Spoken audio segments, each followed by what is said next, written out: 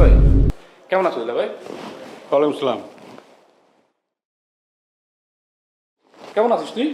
ওয়ালাইকুম আসসালাম, আলহামদুলিল্লাহ ভালো আছি। তুই কেমন আছিস? আমি কেমন আছি জিজ্ঞেস করো না বাবু। দুলা ভাই, বুবুর প্রেশারের অবস্থা তো ভালো না, ডাক্তার কাছে নিয়ে যাওনি? নিয়েছি ডাক্তারের কাছে।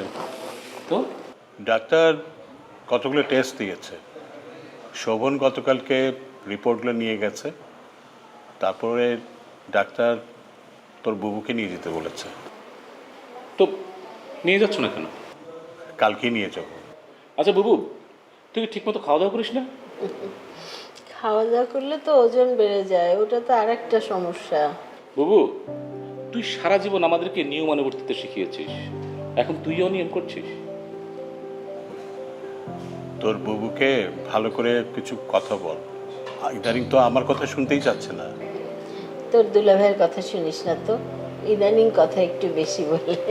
তুই কি খাবি বল? কিচ্ছু খাবো না বুবু, একটু চা খাবো। চা তো বানানোই আছে, আমি শুধু একটু গরম করে নিয়ে আসবো। আচ্ছা দুলা ভাই।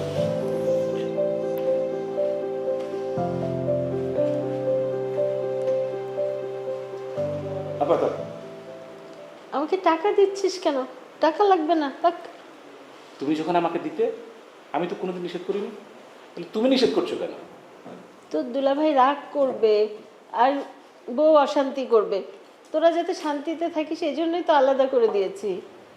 দুলাভাইয়ের হাতে দিলে দুলাভাই নেবে না, তাই তোমার হাতে দিলে। আর অশান্তি করার জন্য মালিকের স্পেসিফিক কোনো কারণ লাগে না, আমি দিই। নে।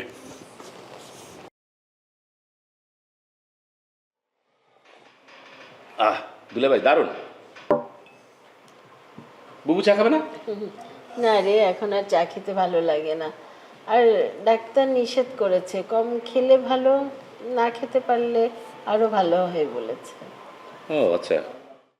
আচ্ছা দুলাভাই, শোভন কোথায়?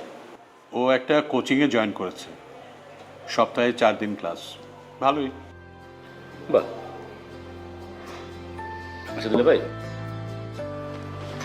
তোমরা দুজন আমার দুই পাশে একটু বসবে? আমি একটু তোমাদের গায়ের গন্ধ নেই, এতে আমার জীবনী শক্তি বাড়ে। আসো।